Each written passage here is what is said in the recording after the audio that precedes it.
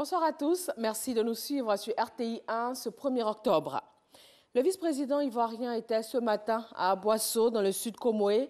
Daniel Cablon-Duncan y a lancé la première édition du festival Agnentier, une plateforme de promotion des valeurs culturelles, gastronomiques, touristiques, également commerciales et économiques de la région du sud Comoé.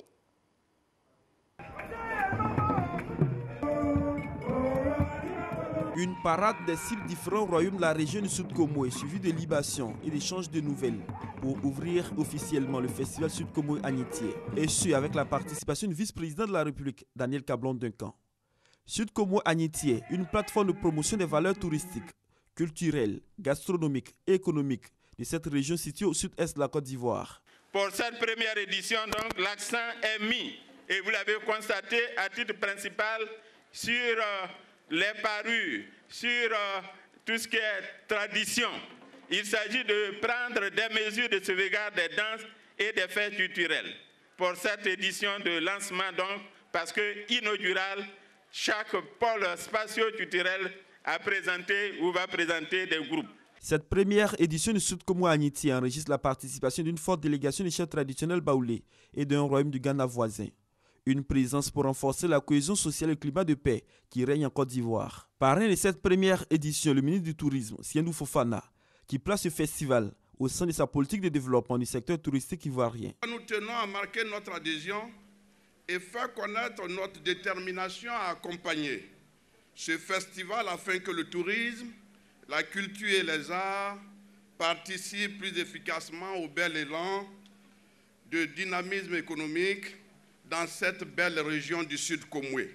Présent au lancement du festival Sud Comoé Agnentier, le vice-président de la République, Daniel Cablon-Duncan, par ailleurs fils de la région et patron de la cérémonie, exhorte la population du Sud Comoé à promouvoir davantage la cohésion sociale afin de faire du développement de cette région une réalité. Je veux saisir cette heureuse occasion pour encourager mes sœurs et frères de la région du Sud Comoé qui ont su fédérer leurs compétences à toujours regarder ensemble dans la même direction en vue d'assurer la promotion du développement de notre région. Notre diversité doit être un facteur de richesse et de rapprochement plus fort entre nous. Nous devons, dans l'entente, dans l'union, dans la solidarité, travailler ensemble pour consolider la stabilité et la paix en vue de notre développement. Pour la réussite de ce festival, le Conseil régional du Sud Comoé, principal initiateur, a bénéficié du soutien matériel et financier de la République populaire de Chine, qui entend contribuer à la promotion des valeurs touristiques et culturelles du Sud Comoé. 700 francs CFA, c'est le prix du kilogramme du cacao bien séché Borchamp pour la campagne 2017-2018. Le président du conseil d'administration du Conseil Café Cacao l'a annoncé aujourd'hui lors de la clôture de la 4e journée nationale du cacao et du chocolat. Le conseil évoque une situation internationale difficile liée à la surproduction en Côte d'Ivoire et dans le monde.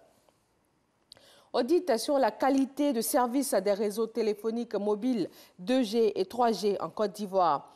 L'autorité de régulation des télécommunications de Côte d'Ivoire, ARTCI, a rendu public le rapport pour l'année 2016. Il révèle d'énormes manquements de la part des 3 opérateurs mobiles du marché. De lourdes pénalités financières leur ont été infligées. La 5e édition de la célébration de la Journée internationale des personnes âgées. Au cours de la cérémonie officielle, les personnes du 3e âge ont reçu des soins gratuits, consultations médicales et dépistage des maladies liées à l'âge. À Marseille, en France, 2 morts dans une attaque au couteau ce dimanche. Le suspect a été abattu par des militaires. La section antiterroriste du parquet de Paris a été saisie, mais on ne parle pas pour l'instant d'attentat. Et puis vote en Catalogne, l'État espagnol avait promis de tout faire pour empêcher le référendum d'autodétermination de la Catalogne ce dimanche 1er octobre. Malgré l'interdiction, des dizaines de milliers de personnes ont tenté d'aller voter.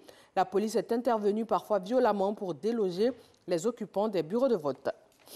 Voilà, merci de rester avec nous sur RTI 1.